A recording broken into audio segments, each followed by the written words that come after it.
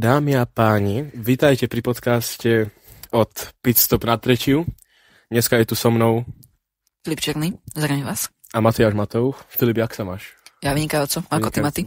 Vieš čo, úplne úžasne. Jaké sú tvoje pocity po veľkej cene Mexika? Čo si o tom myslíš? Povedz nám tvoj názor. Mal som normálne chuť, že som sledoval cirkus. Lebo to, čo tam bolo, to sa nedalo nazvať závodom. Akože boli tam niektoré úseky, že fakt, že pekné. Ale skôr celý závod, akože fakt, akože ja som sa nasmial, ako som bol zažratý do toho závodu, takže tak. Asi tak nejak.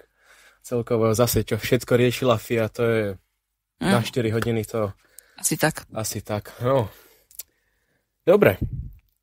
Čo si myslíš, jak bol nastavený Checo Pérez, keď prichádzal do Mexika po veľkej cene v Amerike? No, takto. Ja by som povedal, že bol veľmi šťastný však, lebo je proste domáca veľká cena. A ľudia tam majú radi. Ale to, čo robil na domácej cene v Mexika, tak... To spackal to na plnej čiare. Asi Není tak, o čom. fakt. Není o čom. Hlavne jeho štart, ktorý úplne spackal celú jeho veľkú cenu. Nedostal za to toľko penalizácií ako Max. Potom sa k tomu všetkému dostaneme. Ale hej, tiež úplne zbytočné chyby robil Checo a takisto aj kvalifikáciu. No, vykvalifikoval. Asi tak, áno, tak by som to nazval, hej. Asi áno, tak nejak, áno. No, taktiež veľká kauza okolo Checka, čo sa diala počas jeho veľkej ceny, bol jeho incident s Liamom Lawsonom. No. Čo si o tom myslíš? Ja by som povedal, Checo, on si myslel, že je nejaký boh, alebo čo, ale proste on si nevie priznať chybu. A akože, keď aj mal haváriu so Sainzom, tak to by som povedal, že by to bola Pérezová chyba, ale aj trošku Sainzová. Ale viac nadával Pérez Sainzovi, takže tak. Hej. Áno, jednoducho nevie si on proste sám priznať, že on niečo urobil. Vždycky on je správne na tom. To jediné, čo má na ňom, proste, nie že jediné, ale proste strašne ma to na ňom štve, že on si vždycky, že on myslí, že on je na tom správne, on je vždycky proste ten dobrý. Áno, presne tak. Aj viac nadával Pérez Liamovi za ten incident. Priznám, to bola v podstate jeho chyba, lebo keď sa pozrieme na video, tak Lawson si tam proste normálne bránil pozíciu, Pérez to tam poslal úplne na hulváta. A ešte sám si na to, v podstate on dával sám sebe, len si nevedel priznať, že on spravil chybu. Áno, ale za mňa, čo ukázal Liam prostredník Pérezovi, tak to sa bol na Pérez zaslúžil na plnej čiare. Videl si tie komenty pod Liamovými príspevkami na Instagrame? Samé prasiatka, fakáče, joj. To je tiež, že keď si všimneš, tak fanúšikovia Péreza si tiež nevedia priznať chybu, takisto ako samotný Pérez. Až mi prišlo ľúto normálne, keď mu tam písali tie komenty, akože ľudia, spamätajte sa. Aká matka, taká katka. Asi tak.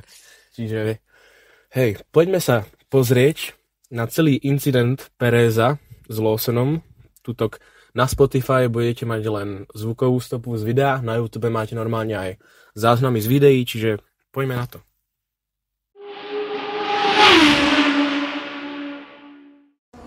Intrigue here. An opportunity for Pérez. No penalty, so maybe depends who you are, it depends the penalty you get. I gave him space in 4, he came in super late. I'm not just going to get out of his way. The battle towards turn 1 begins right now. We leave the line for the Mexican Grand Prix.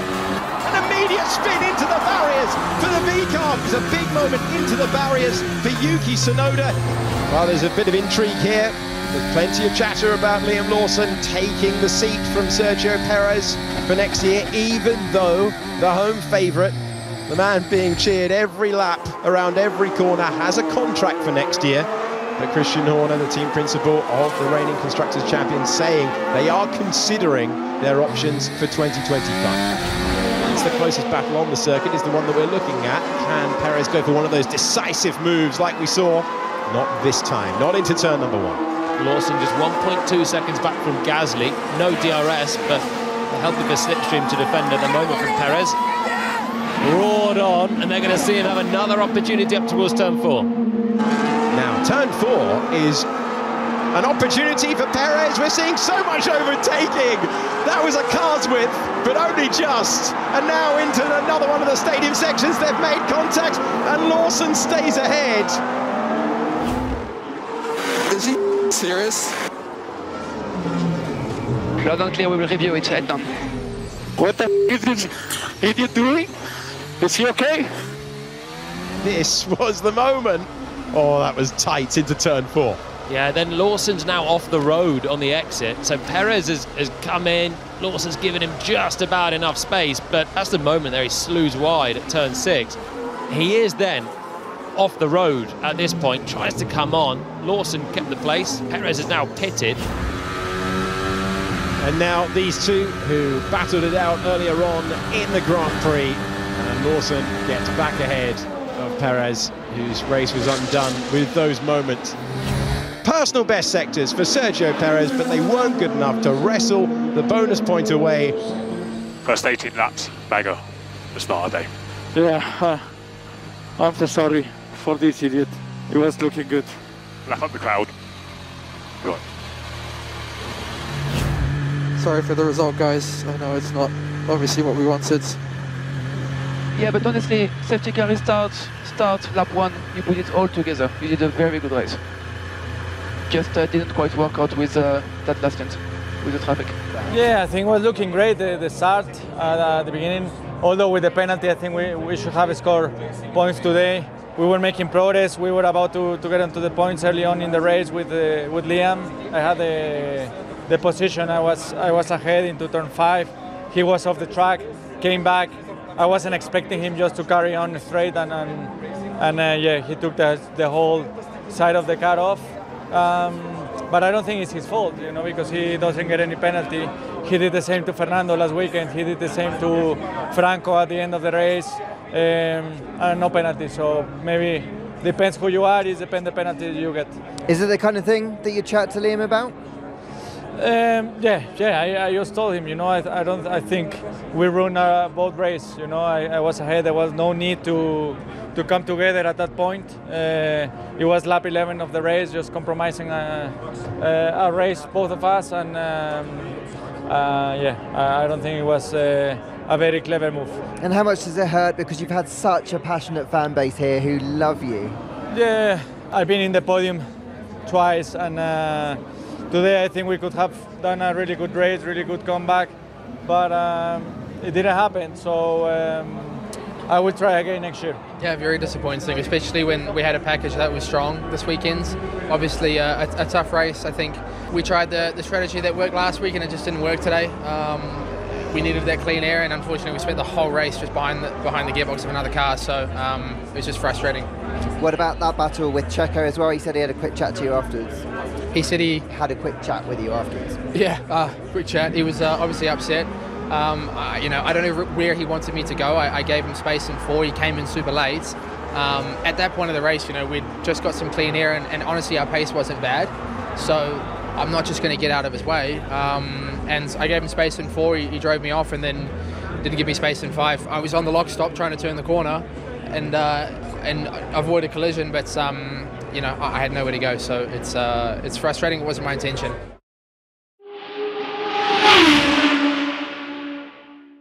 Dobre, čiže to bolo celé video ohľadne súboja Pereza s Lawsonom. Čo si o tom ešte raz myslíš?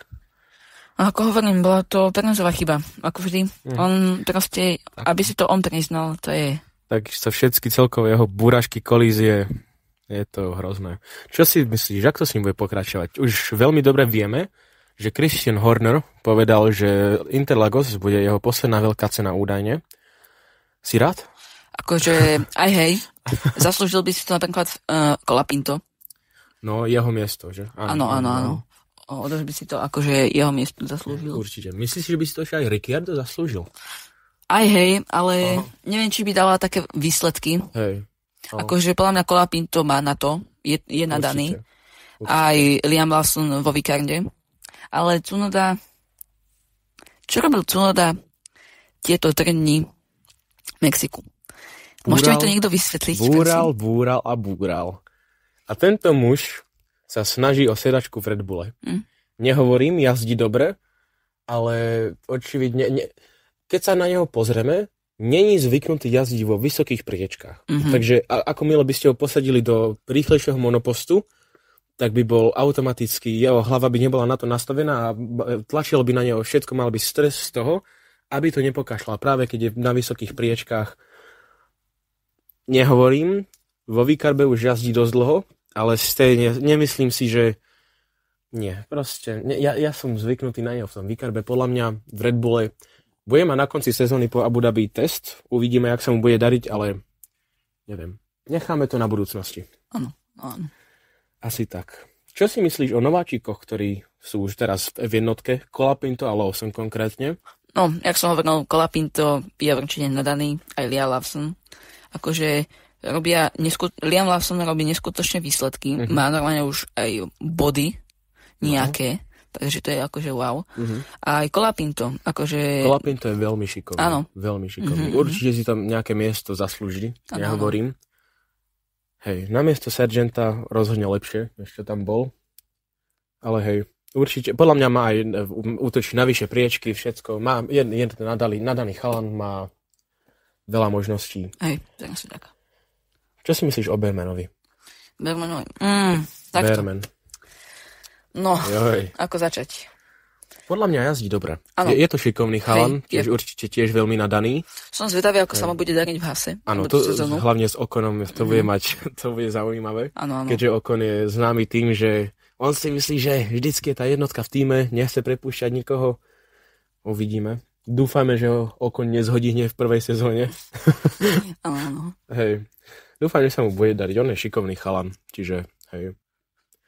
No, veľká cena Mexika nebola tiež len chaosom pre Checa Pereza, ale taktiež 400 tá veľká cena pre Fernanda Alonza. Alonso už je starý tam, ale ja ho mám veľmi rád. Strašne je tam dlho, veľmi dlho a je to na ňom vidieť, že má tie skúsenosti, že stále vie jazdiť dobre. Koľko si myslíš, že tam ešte bude? Koľko si myslíš, že ešte pobudne v jednotke? Ja typujem do 50-ky. Určite do 50-ky. Keďže budúci rok ide do Estonu Adrian Newey, tak určite podľa mňa bude sa im dariť. Áno, mohlo by. Lebo Newey robí zázraky a podľa mňa, keďže Alonso uvidí, že Newey dokáže robiť veľa vecí a postaviť úplne dobrý monopost, možno by aj, myslíš si, že by vedel útočiť aj na titul?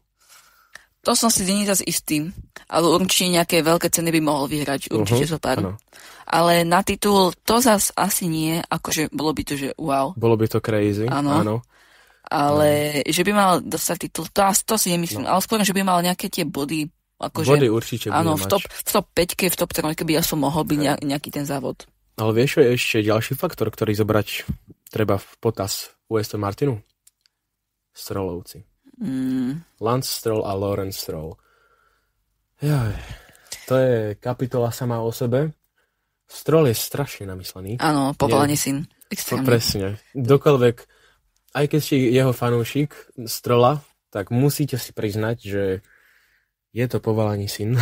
Je. Čiže aj celkovo Lawrence. Neviem, nemusím ho. Ani jednoho, ani druhého. Strašne ma štú. Extrémne. Úprimne, namiesto Strolla by som si tam vedel napríklad po boku Alonza predstaviť kľudne aj Isaka Hadjara. Alebo kohokoľvek. Áno. Čiže, hej, neviem, čo tam... No to nie, že sa pýtaš, neviem, čo tam robím. Stroll, jasne, všetci vieme, čo tam robí Stroll. Jeho tatínko mu kupuje miestečko. Čiže s tým už nič nenarobíme do tej doby, dokým neodíde. Čiže asi tak. No a ešte mám jednu otázku, takú menšiu.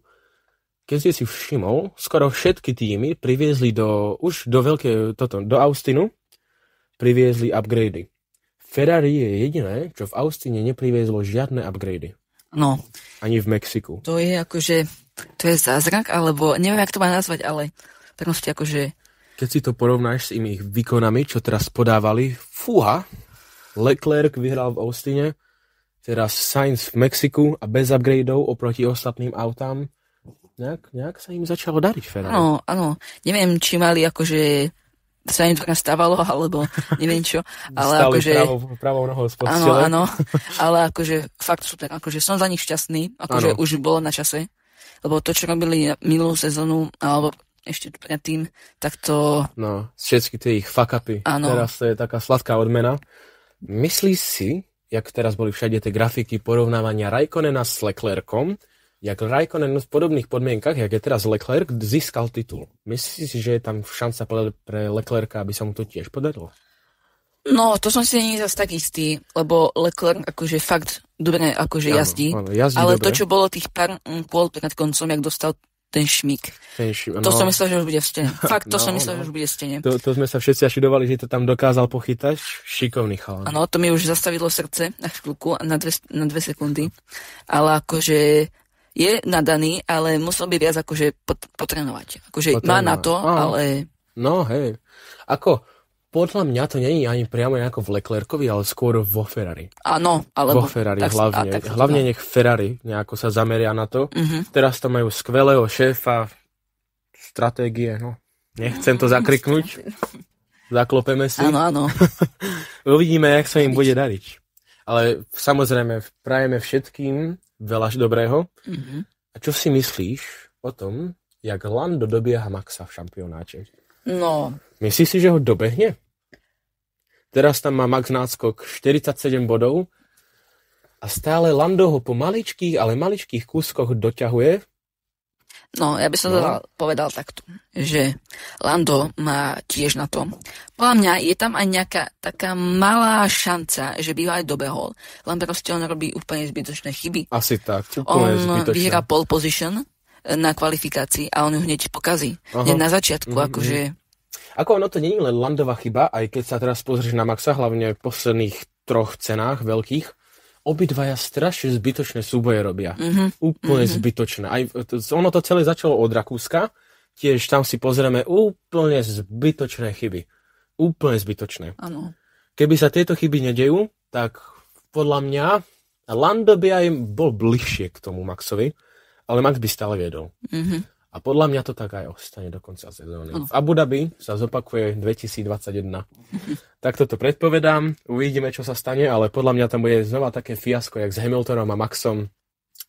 Dopadne to veľmi podobne. Tiež by som tak povedal, áno. Tiež, dobre. Tréningy.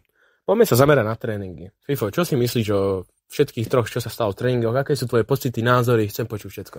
No, nebolo hlavne ľúto tej nehody s Bergmanom a s Albonom. Ale akože je pravda, že Albonovi sa tam trošku šmyklo, to je áno.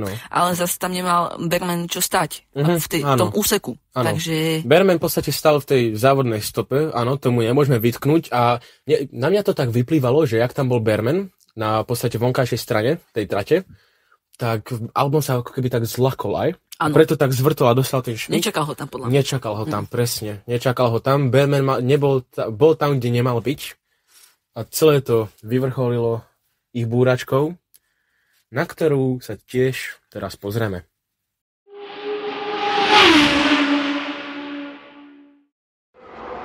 Oh, that is a big spin into the barrier for Alex Albon. And there is the Ferrari. And has there been contact there between the Ferrari and the Williams? And we see Oliver Bearman coming to a halt, Alex Albon in the barrier, and for the second time in the session, the red flag is flying.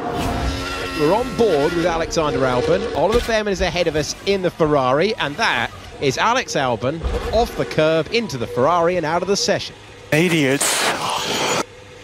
Albon there having his own moment, well out of control. Bearman was ahead. I mean, Albon's claiming dirty air there on Bearman, but really I think Albon's just had his own big tank-slapping moment and ended up hitting Bearman, who's doing his best to get out of the way. Maybe he could have been right off the track potentially, but it's I was wondering if it was going to be Bearman actually tripping over each other. They did, but Albon was already well out of control. Sorry, that was Albon. Let it through. He hit me. He hit me in. I'm out. Are you okay? Yeah, I'm fine. The car is damaged. So Alex Albon not happy as he hits the barriers at high speed. The frustration writ large for the Thai driver, and the disappointment for Oliver Bearman will now get a lift but play no further part in the session. Just one quick point. I think Alex Albon was very lucky the medical car turned up when it did, because it looked like he was about to cross the track. Big financial penalties for doing that. Ollie Behrman's FP1 is done, and he does not receive a lift back with the medical car. I think it's on Albon. I mean, Albon's made a mistake. There's never justification to lose control and crash into another car. It's up to Albon to back off if Behrman is in the way, and we see that all the time with impeding. We're in the early laps of practice. If Albon wasn't happy that the car's there, then probably back off and wait for another lap and another chance rather than risk it, keeping it pinned. I think he's obviously lost control, and he's blaming the dirty air as a factor, and Behrman wasn't far ahead.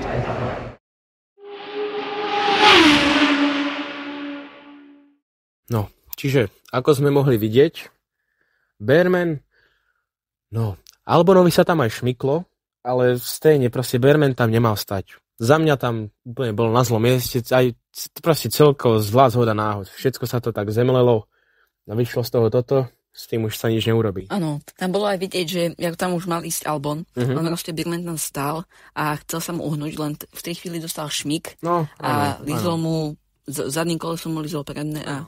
On to tam aj zachránil, len proste vo veľkej rýchlosti sa lízol ho tam, no jednoducho dopadlo to zle. No ale samozrejme v tréningoch neboli problémy len s Behrmanom a Albonom a jeho búračka, ale taktiež Maxov problém s motorom. Myslím, že v posledných 2 tréningoch mal problémy s motorom, taktiež teraz budú meniť do Interlagos motor, pohonnú jednotku, za ktorú dostaje minimálne 5 pozícií, keď budú meniť hlavnú pohonnú jednotku, keď budú meniť ešte ďalšie veci, tak bude musieť štartovať zo zadu štartového roštu. Myslíš si, že ho to nejak oslabí alebo obmedzí?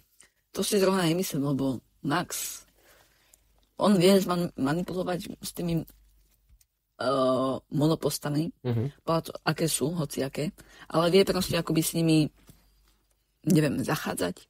No, vie ich proste dobre ovládať. Áno, tak by som povedal. No.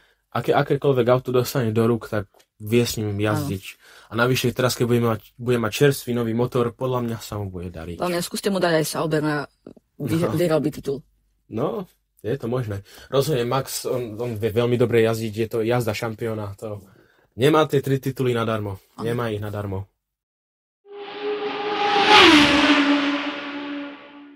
Kvalifikácia. Dostali sme sa ku kvalifikácii. Začneme Sainzom a jeho pololapom, ktoré bolo úžasné. Čo si o tom myslíš? Čakal si to od neho? Akože úplne, aj som to trošku tušil, lebo išiel celú kvalifikáciu, išiel neskutočné bomby. Akože to fakt, to som úprimne nečakal. Lebo akože, jak bolo vidieť, tak sa mu moc celú sezónu sa mu až tak nedarilo. Ale Mexiko akože fakt super, toho chválim. Ale myslel som, že ho dobehne Max, lebo proste Max. No, hej. Ale akože fakt super, že si to ako ochránil, tú pole position, takže to som rád. A super, čo vieš dodať? Asi tak. To isté sa ale bohužiaľ nedá povedať o Oscarovi a Pérezovi. Čo to bolo? Čo sa to tam s nimi stalo? Akože Piastri, Myslel som si, že to dotiahne do Q3, no. To som vôbec nechápal. Piastri už je taký, že ho očakáva, že už jednoducho sa dostane do poslednej časti kvalifikácie a on vypadne hneď prvej. A taktiež úplne zbytočnou chybou, že mu zmazali traťové kolo kvalifikácie, lebo vyšiel za traťové limity.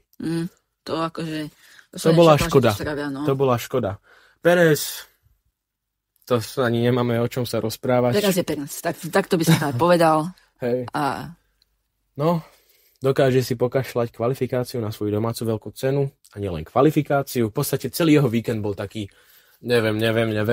Podľa mňa už je rád, že aj si možno odpočíne od tej jednotky. Už je to tam na neho dosť, však už je tam tiež dosť dlho. Podľa mňa mu to aj prospeje. No ale ešte sa vrátime ku Sainzovi a jeho úžasnému kolu. Chcem, aby sme si ho ešte raz pozreli, lebo to bolo fakt niečo úplne úžasné.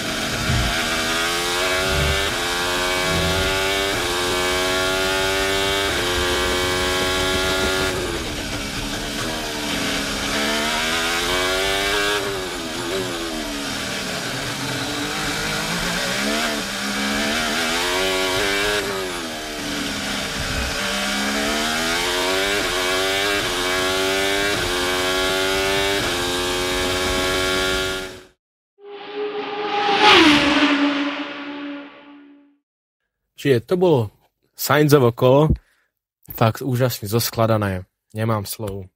Podarilo sa mu to, pole position bola zaslúžená, rozhodne. A taktiež aj jeho štart, Max mal síce lepší štart, ale fakt celkom dosť dlho sa tam držal.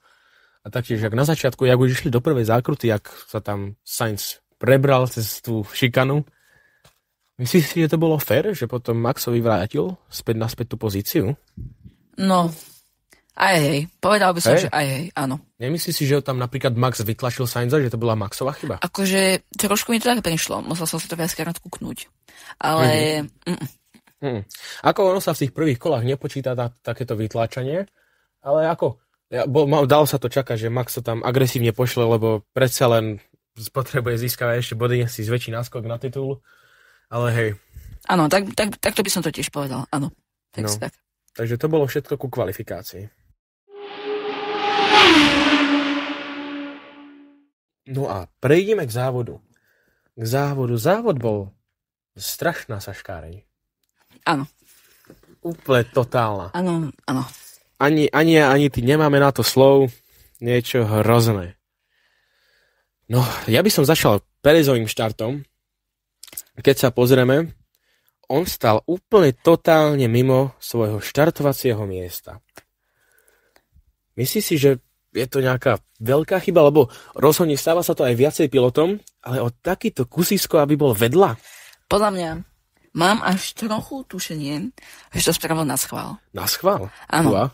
Akože, není to, akože, chápeme, že aj by si to podľa mňa priznal, ale jak sa ho ešte pýta, ešte jak mu povedali, že mal zlý štart, tak on povedal, že nie. Úplne nadrzáka. Štart sme mali dobrý. A to mi prišlo trošku, že už sus, tak by som to povedal. Že, jak tam bolo vidieť, že tam je skoro máš pol metra alebo meter. No, a nejakého toho pol metra určite. Ako sa tuto pozrieme, tak tuto piloti majú tú žltú čiaru, vďaka ktorej to majú jeden faktor, ktorá im pomáha postaviť sa do toho štartovacieho boxu svojho. A taktiež, keď sa pozriete, piloti tutok majú takú pomôcku vždycky, že ako vedľa svojho zrkadielka, tutok na tej pravej stene, čo je, tak tam ako keby si môžu narovnať to zrkadielko tutok s tým číslom 0. Ako sa napríklad aj tutok pozriete dopredu na ten Williams, tak túto zrkadielko má tu a pekne to má spojené tuto s tou nulou. Perez úplne mimo. Podľa mňa to bolo aj trošku z jeho nepozornosti. Že on sa viacej sústredil na niečo iné, lebo predsa len tá štartovacia procedúra je úplne ťažká, ale týmto ho nechcem nejako brániť. Máte si dávať pozor, kde štartujete, kde zastavíte. Jednoducho, toto podľa mňa sa nedá ani. O takýto veľké kusisko sa nedá ani akceptovať. Keď to je fakt nejaký kúsoček, OK, pochopíme, trošku možno ste nedobrzdili, ale to už je niečo... Jednoducho, nemám slov. No, prejdeme na štart. Štart celého závodu. Fúha. Nemám ani slov, jak sa k tomu vyjadriť. To bolo niečo. Veľké bum, všetko naraz. Asi úprimne, poďme sa rovno na to pozrieť, lebo nemám slov.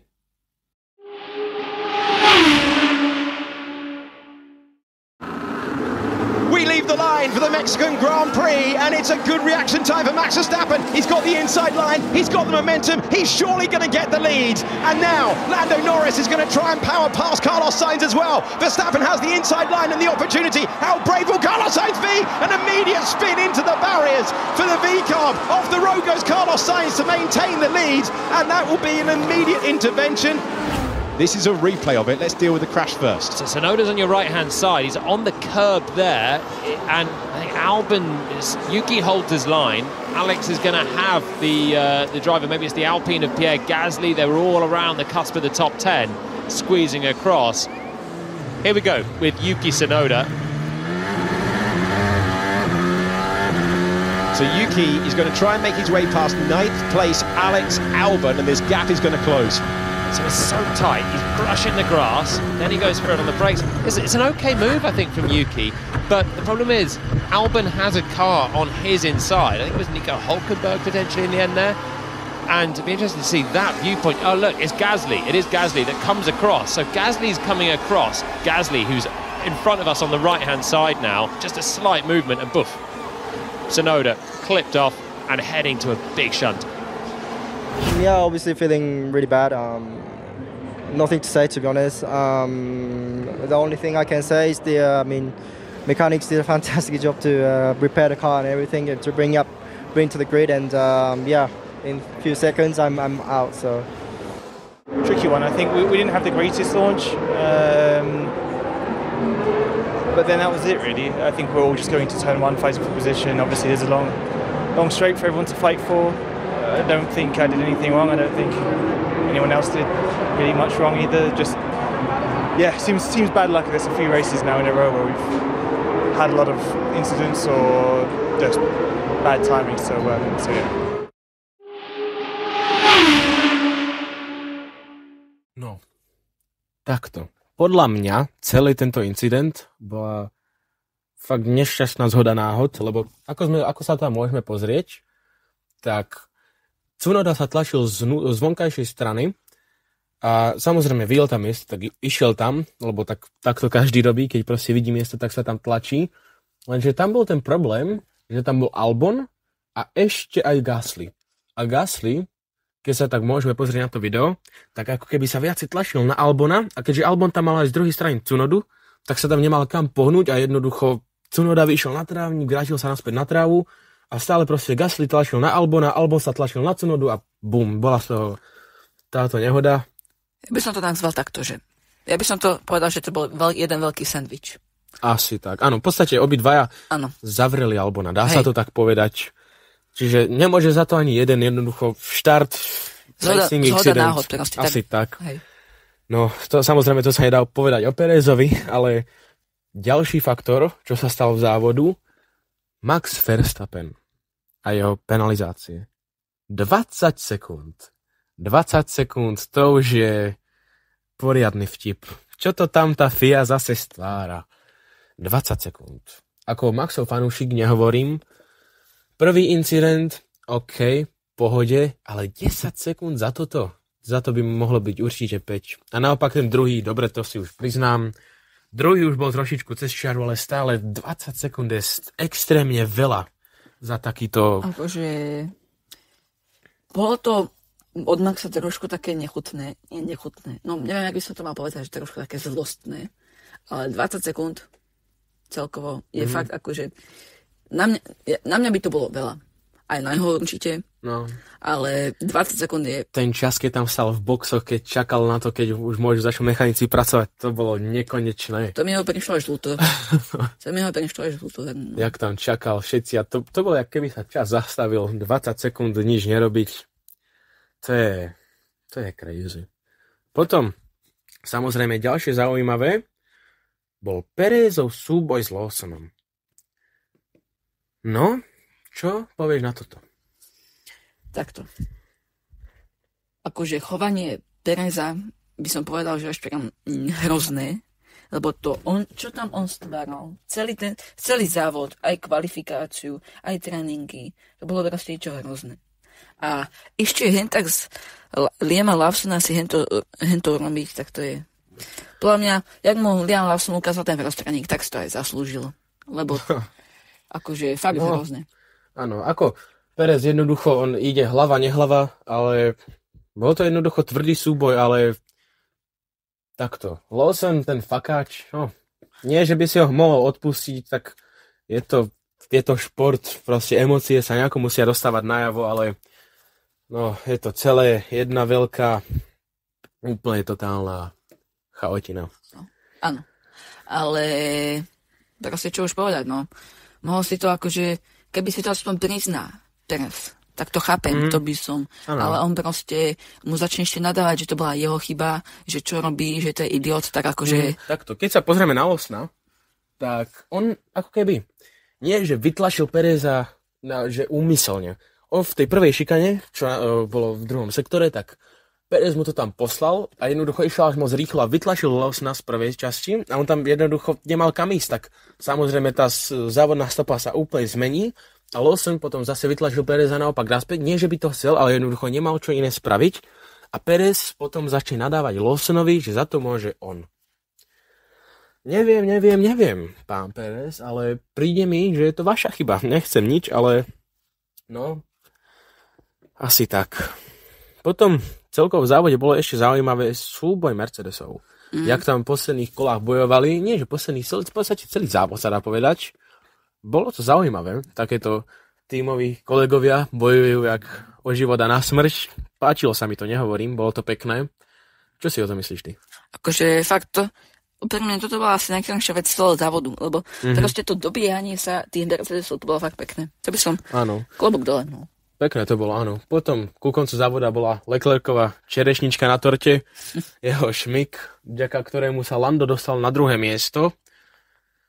Čo na to hovoríš? No, takto. Jak som už hovoril, je nadaný Leclerc, ale proste robí úplne zbytočné chyby aj ako Norris. Áno. No. Ako Leclerc za to ani nemôže. Podľa mňa jednoducho bol trošku viacej pohľadkal ten plyn, keď vychádzal zo zatáčka. Jednoducho sa mu to splašil zadok a môže byť rád, že to pochytal. A Norris mu môže ďakovať samozrejme za druhé miesto zadarmo. Čiže asi tak.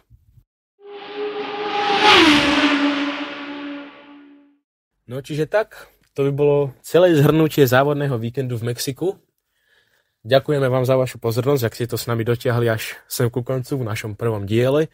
Na budúce sa vám ozveme po veľkej cene v Interlagos.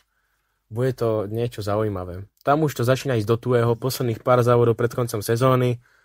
Bude to drsné. No áno. Čiže vidíme sa budúci týždeň. Ďakujeme za pozornosť. Zdraví vás Matiáš Matouch a Filip Černý. Ďakujeme. Dovidenia.